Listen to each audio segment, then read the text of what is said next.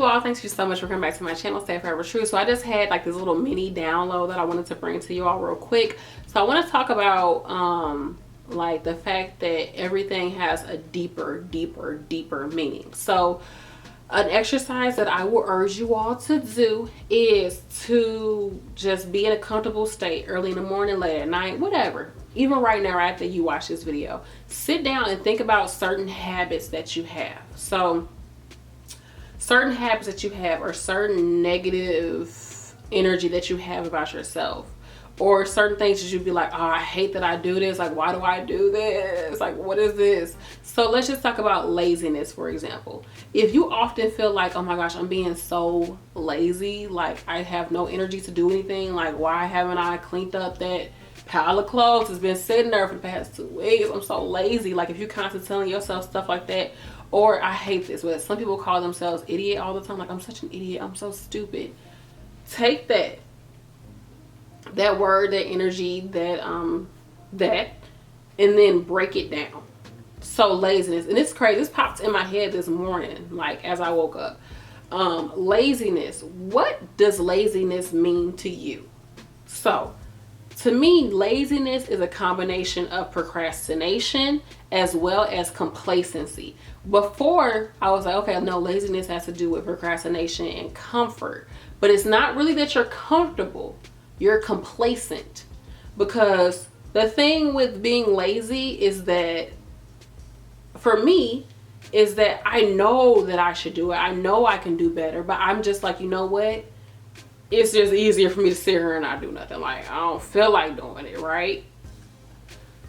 Because the difference between just being dog tired, I feel like we're never really dog tired. Like, to be tired, honestly, y'all, to be tired, like, that exhaustion, that you can be exhausted, but like it's certain stuff that you would do even though you're exhausted. You would still sit there and look at your phone versus washing you know, the sink full of dishes.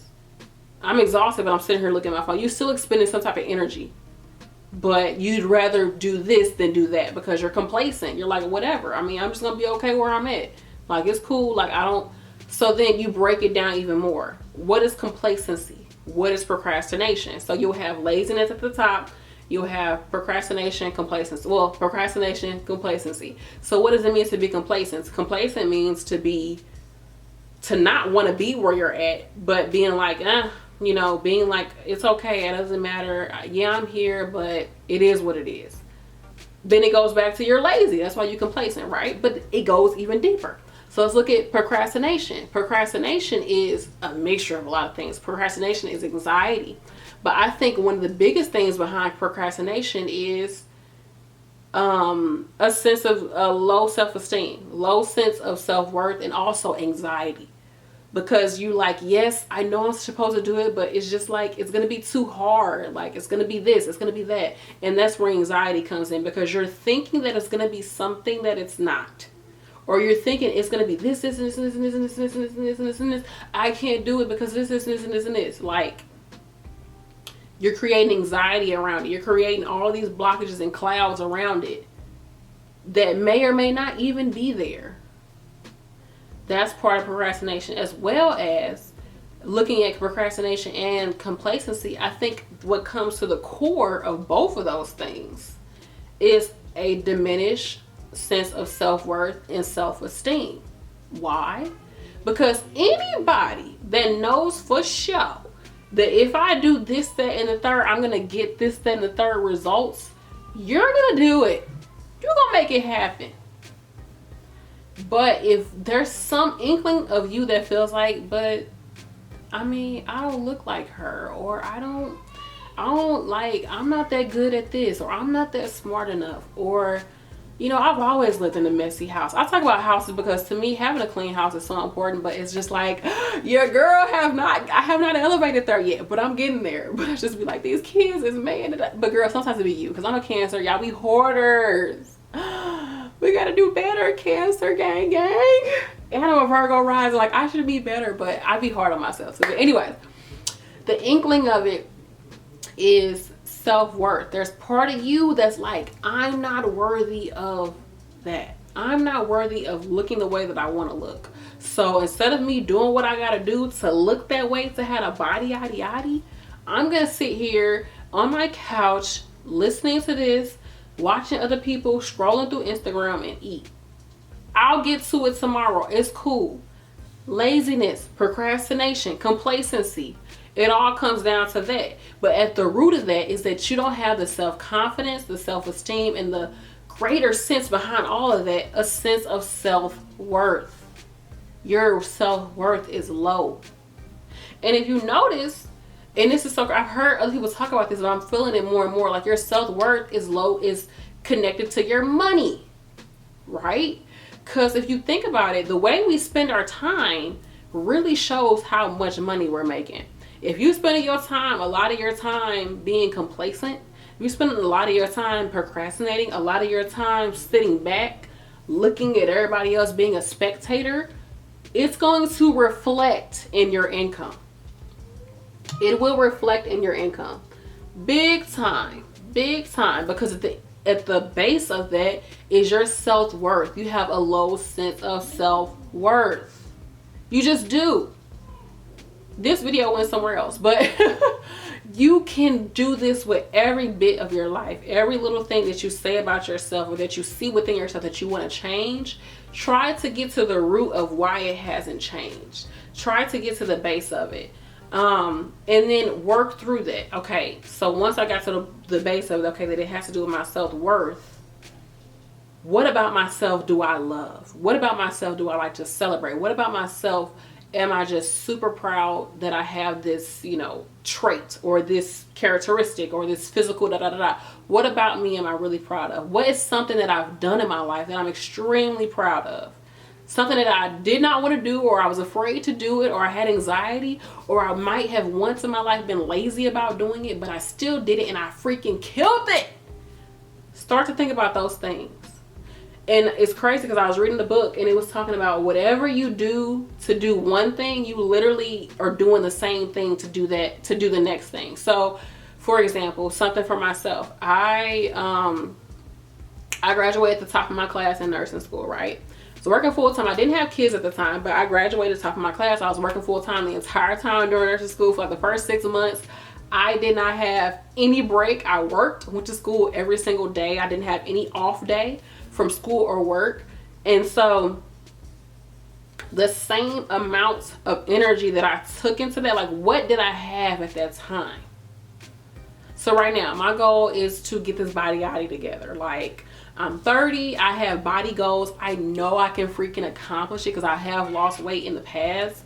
And it's just like, I'm ready to be healthy. I'm ready to have a lot of energy. I'm ready to look a certain way. Like I'm ready. I'm going to accomplish this for myself. Like I'm going to do this for myself. So anyway, I can take, what is it about that time in my life that allowed me to do that? Because I went into school with the mindset that I'm about to get all A's. Like I'm going to kill this. Like I'm going to get through this program. I'm going to kill this program. Like it's dead. Okay. What did I had confidence. I had confidence in myself. And it's something that I really wanted, and I really believed in myself to do it. And I know it sounds corny. Like all you gotta do is believe in yourself and you can accomplish this. All you gotta do is do this and you can be less lazy. Yeah, that's what it comes down to. That's what it comes down to. But I really sat there. I literally sat there with myself and I wrote down my goals, and I was like, if I get accepted into this school, I am going to go hard. And I even prayed about it. I was like, if I get accepted into this school, like I'm going to give it my all. That's that. I'm going to give it my all. And I just made that commitment to myself. And that's something else. Or you a person that it's hard for you to commit? What does that stem down to? What does that break down to for you? What does commitment mean to you? How does that break down? And you'll be able to see, okay, this is the root of the issue of why it's hard for me to commit. What about this is something that I can prove? What about this can I shed light on? Where do I think this issue came from? How can I overcome it? And as you are thinking about it or writing it down, because I'm reading this book called Write It Down, Make It Happen. I'm going to finish it and come back to y'all about it. But part of what I'm getting from it is that, like, as you writing is cathartic. I remember, what's his name? Tyler Perry has said he was watching something on Oprah, and the person on there said writing is cathartic. Basically, writing is therapeutic. And it is, ooh, writing is therapeutic, baby. It just really helps you, because writing, the thing with writing is writing, and I didn't even read this, it just popped in my head. I got to download that writing is a mixture of external and internal, because you're taking what you have on the inside and you're putting it in writing, but you're able to see it, and that then brings feedback into your mind, into your conscious mind, and even your subconscious mind, and it's like helping you to unravel a lot of things. So you're getting the external and the internal. Writing is an external and an internal energy.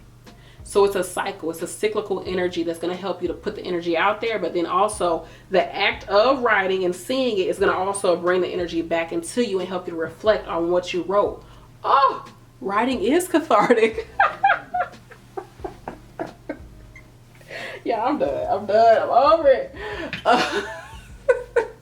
Why am I cracking myself up? But my throat is burning. But yes, it's very cathartic. What was I talking about? But yeah, writing is cathartic, and it can help you to release a lot of things. So do this exercise. Really take your time. You don't have to do it all in one sitting. Just maybe one day. If you're feeling something real heavy today about yourself, write down what it is and just break it down. This is how we will change habits. We will grow from our bad habits. And really the thing about bad habits is you got to just realize what's causing it. I think a lot of us have anxiety. We have a low sense of self-esteem, self-worth, and self-confidence. And a lot of us, it's just, we don't feel like we're worthy of it. Because sometimes you don't see other people doing it, or you only see their end result. So you think, why can't I do it if they did it? But you don't know their whole story of how they got there. You don't know that that person was homeless. You don't know that person was just in an abusive relationship. Yeah, it looks like they're in a great relationship now, but you don't know that that person went through years of abuse to get to this point in their life, to be able to grow from that and to attract a partner that is here loving for them. You don't know that. You don't know their story. So of course, to you, and that's another thing, a lot of us in our society, we try to look at other people and say, why can't I do what they're doing? Like, why? Or like, I'm not good enough. Oh, and that just keeps the cycle going. But instead, bring it back to you. Bring it back to you. Ask why. Ask why. Get to the root of it and work on the root of the issue. And then everything will be good. Okay? Okay. That's what it comes down to. It just comes down to getting to the root of the issue and be like, okay, that's the problem. I'm gonna make some adjustments. Okay, every single day I'm gonna do something different. I'm gonna do something different. With laziness, if you feel like you're lazy when it comes to your house, okay, before I leave a room, I'm gonna straighten up that room a little bit. I'm gonna take 5 minutes out of my day to straighten up that room, even if it just means making my bed, getting my clothes, throwing them there. Oh, this needs to go in the bathroom. Let me take it in there. Oh, this needs to go downstairs. Let me take this. I'm going downstairs. Let me grab it. Small little things like that will make a difference in your life. People, this is nothing new, y'all. People talk about this type of stuff every time this time of year, but I just want it to be something that you actually do and write it down for yourself, and be compassionate to yourself, be loving to yourself, because it's so hard to, I wouldn't even say it's hard to change. It really isn't. It's hard to change your mindset though.